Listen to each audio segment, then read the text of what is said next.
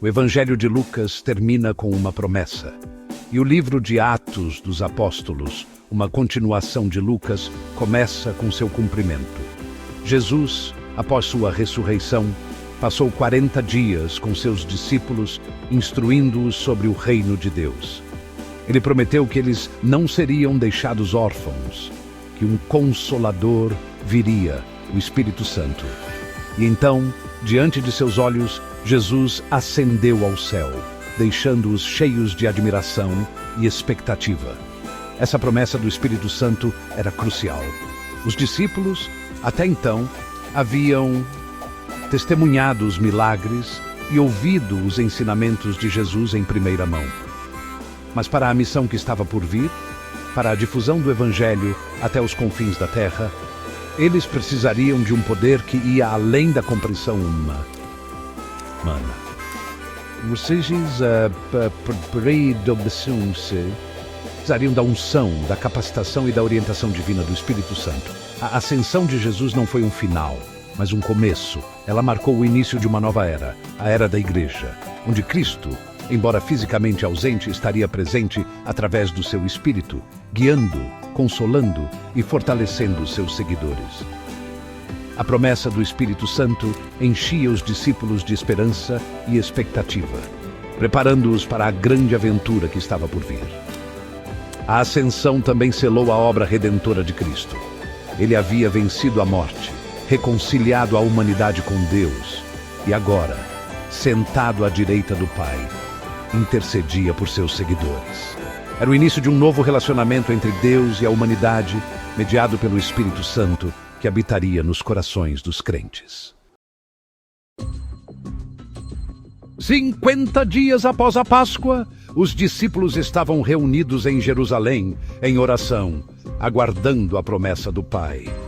De repente, um som como de um vento impetuoso encheu o lugar onde estavam reunidos. Línguas como de fogo pousaram sobre cada um deles e todos ficaram cheios do Espírito Santo. A partir daquele momento, os discípulos foram transformados. Homens antes temerosos e inseguros agora se levantavam com ousadia para proclamar as maravilhas de Deus em diversas línguas. Judeus piedosos, vindos de todas as partes do mundo, ouviam a mensagem do Evangelho em sua própria língua materna, um sinal inequívoco do poder de Deus. Pentecostes foi o cumprimento da promessa de Jesus e o nascimento da Igreja. O Espírito Santo, descendo sobre os discípulos, os capacitou para a missão que estava diante deles, serem testemunhas de Cristo até os confins da terra. O evento também marcou o início de uma nova comunidade, unida não por laços sanguíneos ou culturais, mas pelo Espírito Santo.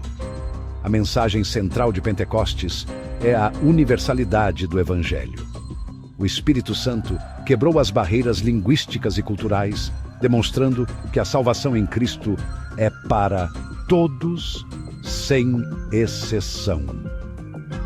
O evento inaugurou uma nova era, onde o Evangelho se espalharia por todo o mundo, impulsionado pelo poder do Espírito Santo. Simão Pedro, um pescador rude e impulsivo, foi transformado pelo poder do Espírito Santo em um líder corajoso e eloquente. No dia de Pentecostes, foi Pedro quem, cheio do Espírito, pregou com ousadia para a multidão, levando milhares à fé em Jesus. Pedro se tornou um instrumento poderoso nas mãos de Deus, realizando milagres e curas em nome de Jesus. Ele curou um coxo de nascença, libertou pessoas de espíritos malignos e até mesmo ressuscitou mortos. Seus atos poderosos confirmaram a mensagem do Evangelho e atraíram a atenção de muitos para a fé cristã. Mas a vida de Pedro não foi marcada apenas por triunfos. Ele enfrentou perseguições, foi preso e açoitado por causa de sua fé. No entanto, mesmo diante da oposição, Pedro permaneceu firme em sua convicção, demonstrando a força e a coragem que o Espírito Santo concedia aos que confiavam em Jesus. A história de Pedro nos ensina que Deus pode usar qualquer pessoa, independentemente de suas falhas e limitações, para realizar grandes coisas para sua glória. Pedro, um homem comum, tornou-se um líder extraordinário quando se rendeu ao poder do Espírito Santo e se dispôs a ser usado por Deus. A expansão do cristianismo não ocorreu sem encontrar resistência. Desde o início, a igreja enfrentou perseguições e oposição, tanto de líderes religiosos judeus quanto das autoridades romanas. Os apóstolos foram presos, açoitados e ameaçados, mas sua fé permaneceu inabalável. Estevão, um diácono cheio de fé e do Espírito Santo, foi o primeiro mártir cristão. Acusado falsamente de blasfêmia, Estevão foi arrastado para fora da cidade e apedrejado até a morte.